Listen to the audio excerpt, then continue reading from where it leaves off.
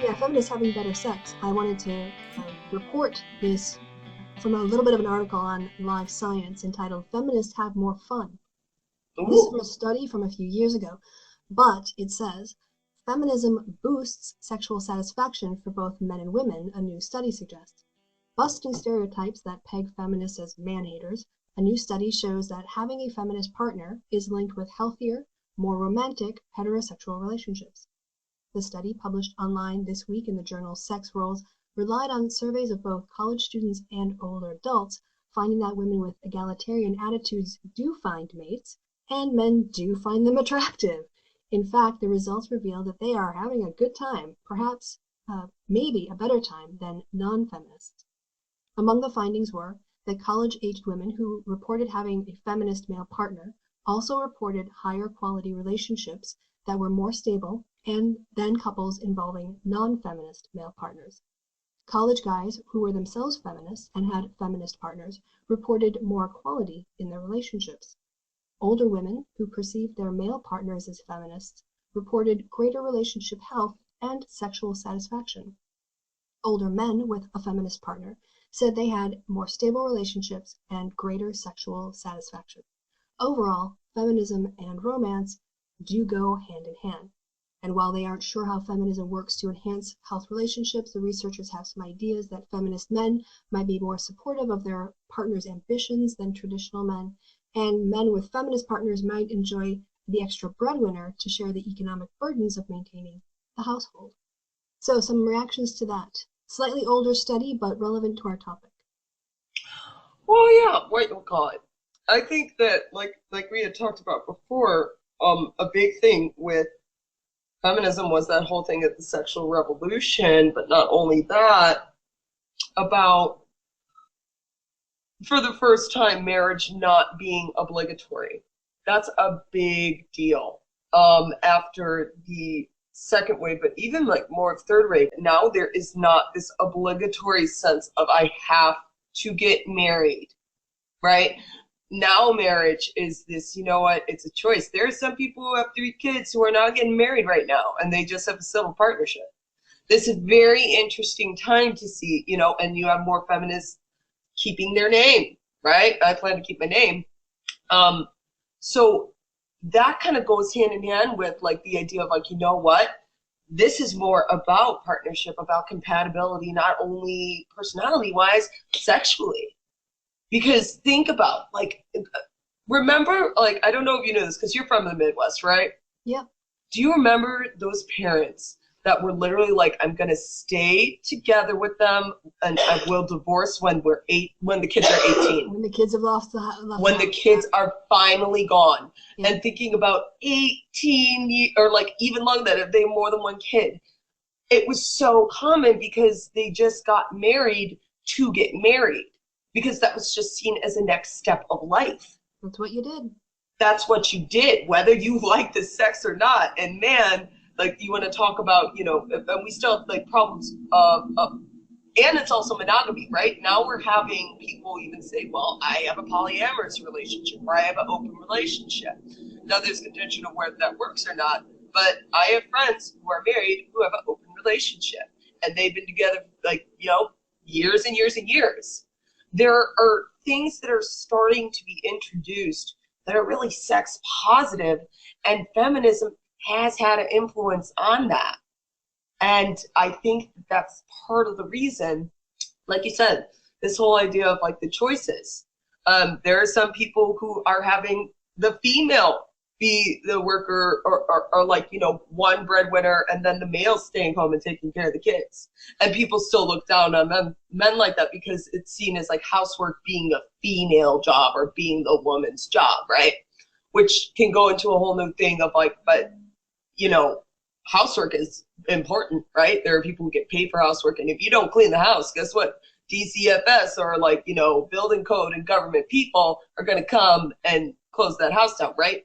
But back to the point, I think that's feminism has had a huge influence on opening up about sexuality and partners actually having a choice rather than feeling obliged to get married. Yeah, It's something that, you can stay with someone when things are good, and if things don't go well, you have an option to leave. And Yeah. there was a study, I haven't put it up on YouTube, but it is out there, and I have thought about covering it. It looked at women's suicide and men's suicide rates before and after no-fault divorce. Mm. And what they found was that when no-fault divorce laws were passed in a state, there was a reduction in female suicide. Whoa. Because women could get out instead of killing themselves. And there wasn't a similar reduction in men's suicide rates. So they did look at that in the study. And so, yeah, I mean, I know people decry divorce and the rise of the single parent family, but you're much better off being in a household with one parent who loves you and gives you their attention than in a household where it's one person is suicidal because they can't get out. That cannot be, a place where a child should be raised in any situation. Anywhere in the world. Anywhere. Exactly. And there are still places where that's happening. But one of the things I think about, part of the reason with the temperance movement and why women were so against whiskey was because, was DCFS around? No. And if you didn't have family, if you had an abusive husband, God knows what, they're like drunk off whiskey, and then this is back and frontier days, right? And they come home and do like unspeakable things. You're not gonna have the police unless you're friends with the sheriff. You are the one who has to like hide from your husband. And that's why they went so much like against whiskey, because there was no DCFS, there was no protections for the women and children with what was happening. And it was like sadly misguided, because there was like, this was before, I know that there were like, feminist thinking and suffragists, and like that was starting to bubble around there, because after the temperance movement, like women were like, wait, we have some political power. But it was, we're looking at a symptom, not the cause. Yeah, a symptom, not the. Yeah, taking away alcohol wasn't going to change the poverty cycle that those people were trapped in, and the frustrations of the men, and the history of alcoholism in a family wasn't going to go away just because a law was passed. Exactly. And so, because, that was like before like even understanding this, like, patriarchy theory and all that action. But I think that it's kind of an exciting time. It's sad that people get really mad about it, because like I think like the big thing of like, oh, she left me. Like I have heard so many tales of part of the reason I am anti-feminist is because I got my heart broken and she left me for this or that, or like, and I'm not trying to stereotype, because yes, love hurts, love scars, love wounds, love Mars, right? But I think that there is a fear of choice and thinking, wait, but I need a partner, How am I going to find a partner, right? Because it's hard to connect to other people, and it's hard to let go and get hurt, but that's a part of life. And now that's the world, and you just got to accept it, because one of the things I think about is, why would you want to stay in a relationship with somebody that doesn't want to stay in a relationship with you? But then that gets to the problem of people thinking, no, people used to get married and they stayed married and that was worthy and this and that. And it's like, but yeah, people were staying married to people who might have been abusive, who might have been treating their children horribly, who made them miserable, and now that's not happening. And like, there are people who don't have to be with somebody if they're not sexually satisfied, right? And talk about an insult. Talk about this ego basher. And I think that that's another aspect of why there's a backlash against feminism. Sometimes I think about that. Yeah, there's a nexus, I think, of men who, now, of course, not being a man, I don't know from any personal experience, but I have been watching documentaries and reading up on notions of aspects of masculinity that are toxic. One day, I could call that toxic masculinity, but then people get upset, so then I have to use 7 words. Use 7. The elements of masculinity which can be considered toxic to human interactions. Oh, that was so good, Kristi. It's like George Carlin and going from shell shock to stress disorder. You just say it in a longer, softer way then they won't get so offended. But you do have boys who are in a social norm cycle where they're taught that the most important thing they can do is be strong and aloof and independent and self-sufficient and take care of others, while also being told that they have to prove that every day, that they have to go out and prove that they're a man. So that the entire notion of masculinity being built on constantly proving that you're worthy to be called a man, and therefore you're always lacking confidence. You're always on your back foot. You're always competing. It's not from a position of power, that masculine norm. It's about demonstrating your compliance with it. So it's always about putting that emphasis on you. And then if you have young men growing up with this notion of I have to prove myself all the time, and then to go out and meet a woman who doesn't need his money, who can take care of herself, who has a lot of choices with other men, then I can also see that exacerbating that sense of not lack of confidence, but insecurity, and feeling like there's nothing, that could really give, nothing there in the society that allows you to build a positive notion of who you are as a man is who you are. You do you. What you do is masculine. If you do it because you're a man, doesn't mean it's for everybody else, but for you. And I see a lot of those positive sort of norms. It's a lot of the stoic hero. Even in modern things like Tony Stark, he might have daddy issues and he might have panic attacks, but he's still a manly man. Yeah, one of the things tapping off that, like, if we're talking about the things that we see, the images in media, the idea of the guy always gets the girl at the end. The amount of time that storyline drives me crazy sometimes, because it implies, like, because this is how the stereotype goes, right? The main character is a guy, and he is kind of like a loner, but also quirky and fun, and he's just a nice guy. And then he gets this big task, and then he meets a girl, kind of funny, but doesn't really have that many lines, but she's kind of funny. And anyway, they keep going in situations. He saves her, and then at one point maybe she kind of saves him, or whatever. And they argue a little bit because they just can't stand each other, but they really have a secret attraction. And then at the end they get together, right? Now, she's a prize to be won. She's, well, not only a prize to be won, but it goes on the thing, this weird trope of the people that argue and can't stand each other secretly as sexually attractive. And there's no way that you can just have a male friend that pisses you off. Right. You know what I'm saying? Or like a platonic male friend. It doesn't realistically work. I have so many male platonic friends who I just, it's weird. Like, and also gives the thing of, oh, she can't stand you and is yelling at you. She really likes you. Yes, it is. Which is so stupid. That's the stupidest thing. It's like, no, usually you like somebody and have good conversations if you're sexually attracted to them.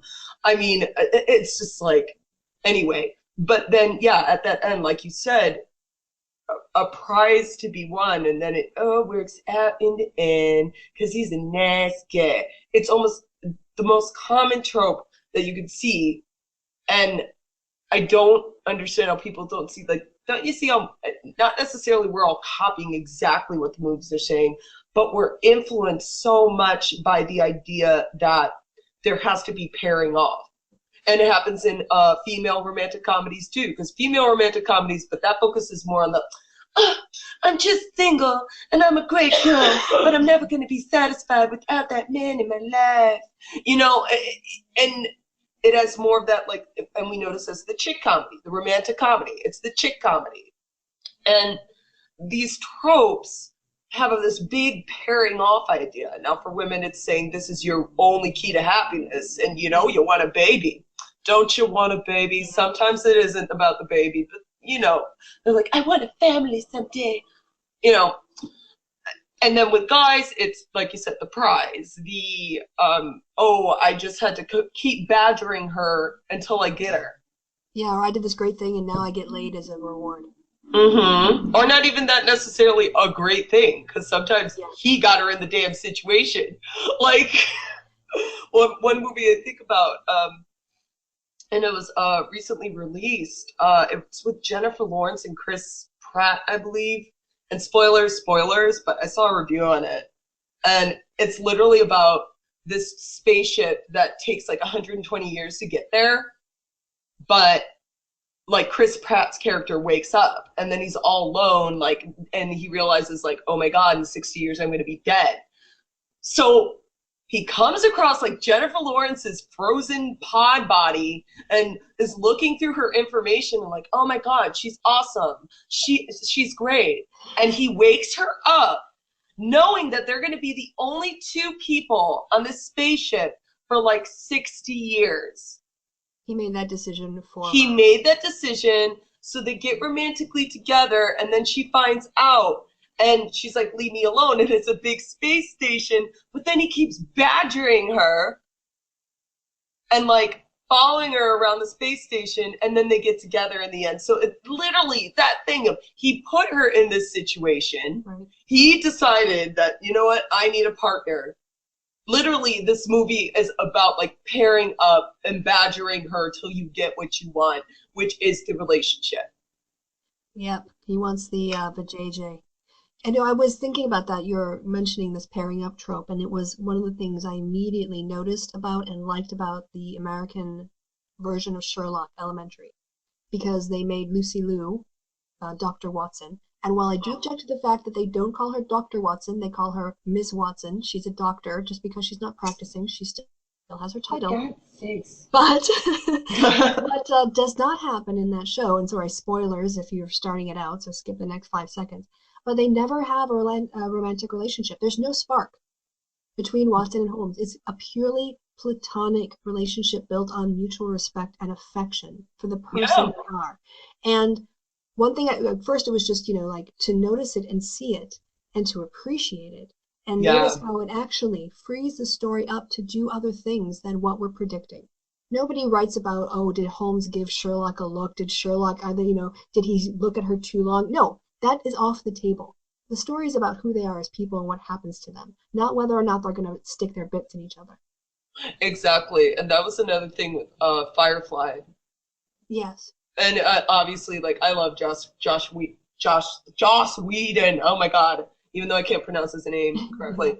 But what he did in Firefly, and this is different from Buffy, because Buffy had that whole teen thing. It was still a good show, but it did do the pairing off drama thing, and that's part of the teen market. But Firefly was different because the captain. And oh God, what's her name? Oh my God, an Afro-Latina Black beautiful actress. She's married and she's in a great relationship, and there isn't any cheating. Oh my God, this or that. Oh yeah, Zoe. Zoe's character. Yes. Sorry. Yeah, Zoe's character. And so Zoe is a badass. Zoe is powerful, and the captain respects that, right? She's a huge emotional leader, but it's also like there is this constant mutual respect. The captain knows that like she's her friend. They are veterans together. They fought together. They have a long history, and there wasn't any like sex or past romance or don't you understand, I'm married now, I can't get together with you. No, it was an awesome platonic relationship that I really appreciate from Firefly. It makes me really mad that show was canceled. Yes. Because you can tell that Joss thought about that, and also having like one of the just so many important female characters and characters of color. Also, the idea too between Wash and Mal, when Wash is a bit frustrated that he, as the husband of Zoe, feels like he has to negotiate through her with him on things that they're going to decide. And so Zoe has to sort of explain, look, you're my husband, but he is my captain. We have a different relationship. We've been through things. I don't love him more than you, but I'm not going to compromise who I am to make you happy, because this other relationship is also very important to me. And so her having to be that role, and then the guys, of course, they work it out. But that it wasn't up to her to fix the problem. It was actually up to them to communicate. Exactly. Well, and it was like hilarious. Sorry about all the spoilers, but yeah, Firefly was amazing, and it's so important that more shows do those things, like, because it ends up, I love more platonic. Oh, sweetie, my boyfriend's coughing. Be quiet, boyfriend. No, but it needs to be so important, because that's the thing. If we want to talk about like male relationships, sometimes when you have those platonic male friends, you see aspects, it makes you realize, no, this is what respect feels like.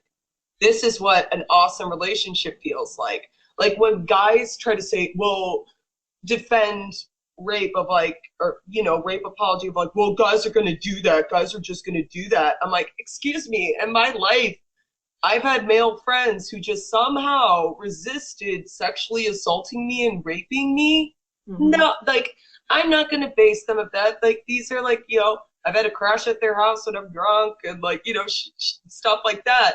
And oh my God, they didn't rape me. Wow, they must be saints. No, it's, we're friends, and like, that is an awesome thing to have, because then you can talk about with somebody else like your life. It's an amazing thing, but you don't see that in media because it's just about like, obviously it's about drama, but sometimes it's more powerful just to be like, they're friends and they're arguing and they're dealing with it.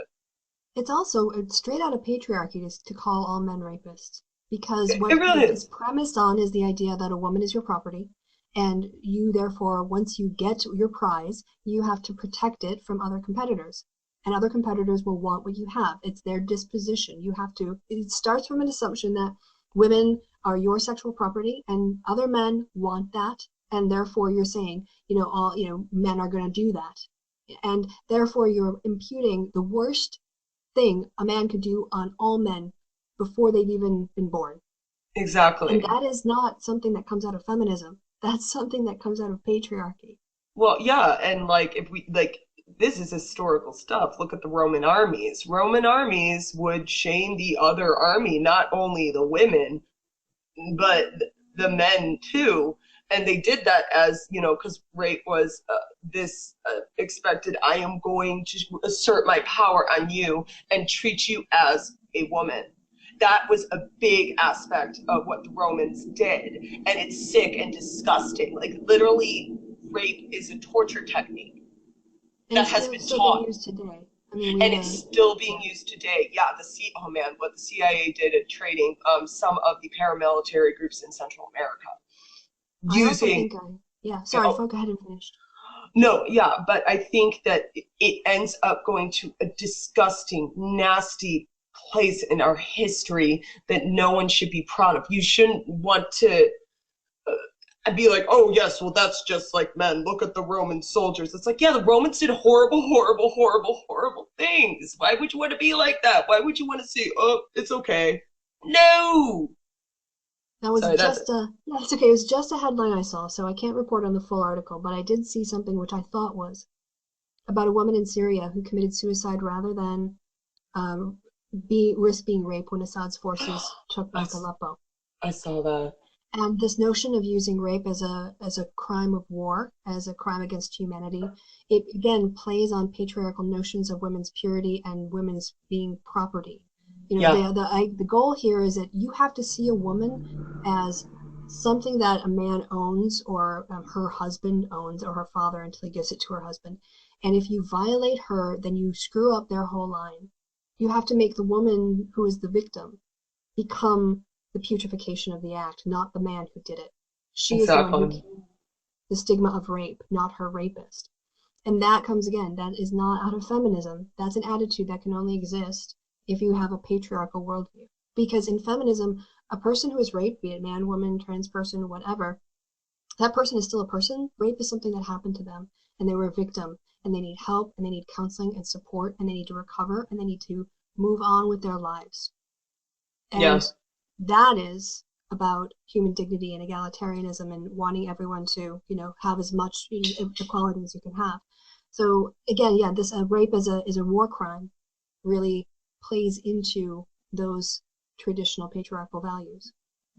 Yeah, and that's the thing. It's like, it's not like this stuff is out of nowhere. I mean, it's old. Like, you one of the things that gets me on this is like when people try to defend, as if, like we said, it's like they think it's this gut feeling that they just know, and it's like, if you go back thousands and thousands of years, these things are evident, and these, you know, like you said, with shaming the woman, but like she becomes this, like, to get to the man, not even considering the woman. And part of that with, like, you know, impregnating them. And that's like this, like one of the saddest things that you think about. But that was part of the conquest of war of like, oh, breaking the patriarchal family line, and then her having the rapist baby.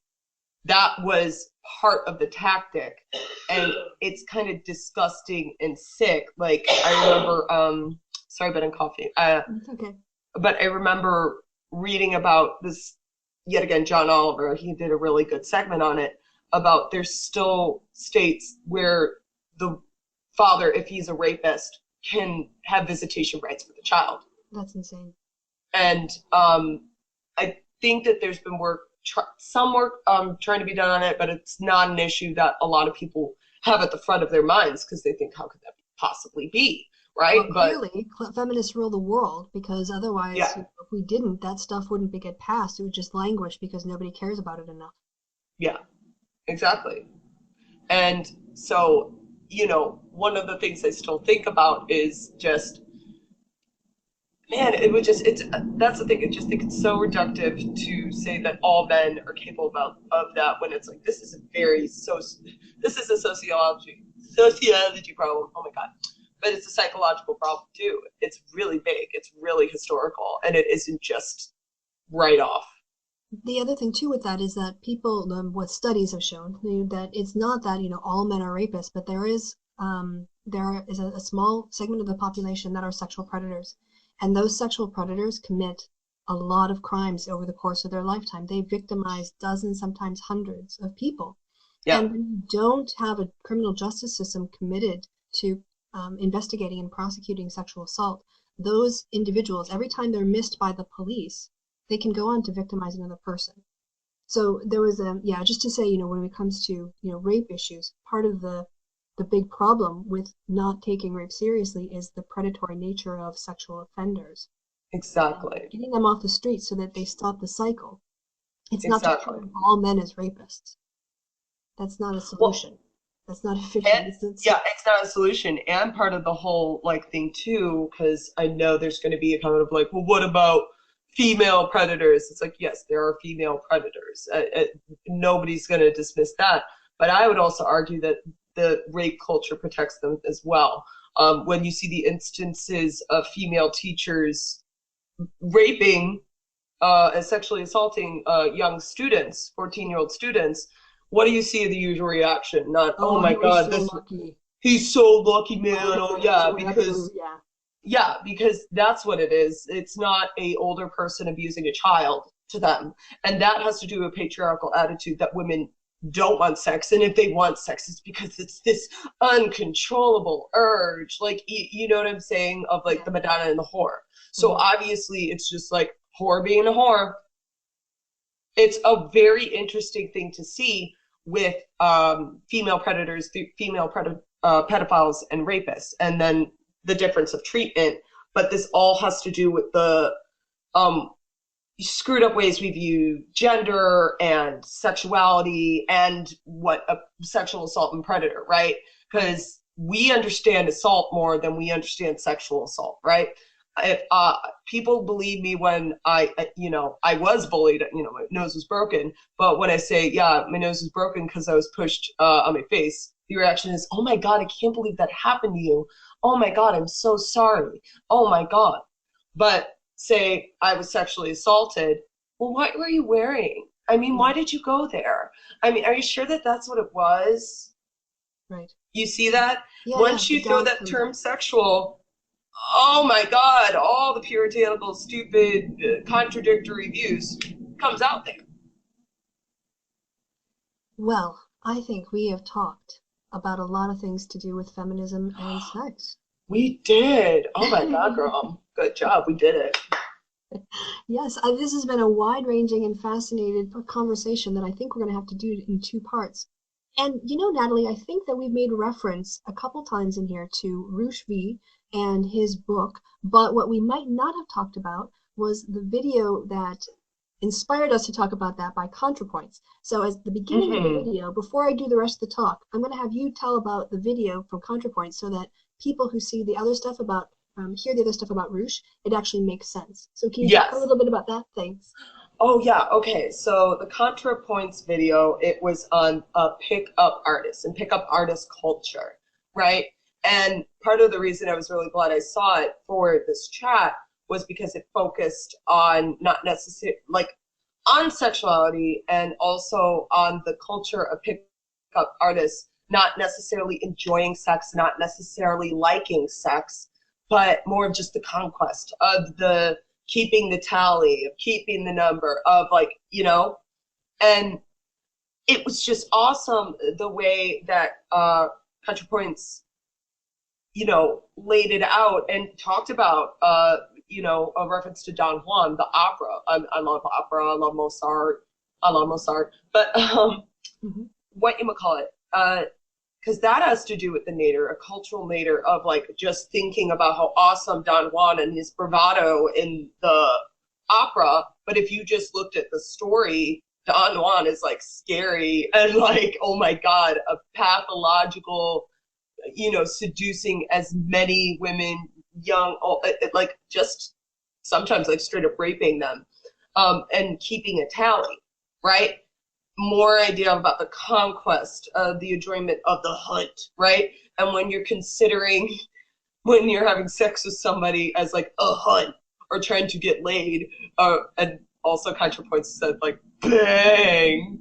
Right. Every time the title of the book, bang, which is, oh my God, that's amazing. But yeah, it was really fascinating to see that breakdown, and Contra quoted the book too, which just seeing the breakdown, how little the talk about the act of sex versus the conquest. And that's like a big aspect of objectification and patriarchy, of like the things we've been talking about. So yeah, definitely watch that video. Excellent. Yeah, check that out. Bang! I'm sorry. Do it one more time for us. Okay. Bang! Okay, it's done. I'm done. It's out. All right, but yeah, I gotta feed my dog. This has been so much fun. I can't believe we've been going for like 2 hours. I know. I'm just really glad we got to talk. Thank you so much for having me on. I listened to my boyfriend cough in the background. That's all right. We're gonna have him on. We'll have you on again when he's not coughing, because you know I only have so many friends on YouTube, so I'm gonna have to cycle through you guys at least a couple times a year. So you're gonna come. Oh, we cycle, yeah. We're we're friendly that way. All right. Well, I think ta-ta and goodbye, everybody, and thanks for watching. Yeah. Do you want to hold on just afterwards? I'll wrap up with you off air once I give the outro. Oh, you're outroing? Okay, yeah, outro. Yeah, outro. Yeah, so anyway, go check out Natalie's channel. Again, links for her video and her channel will be in the description box below. She's got great content. Go sub her, give her some love. And until next time, everybody, I've been Kristi. You've been awesome. Thanks for watching all the way to the end of the video, in which I suspect will be in 4 parts if we've gone for 2 hours. So thanks for your time and attention again, and I will talk to you guys real soon. Bye-bye.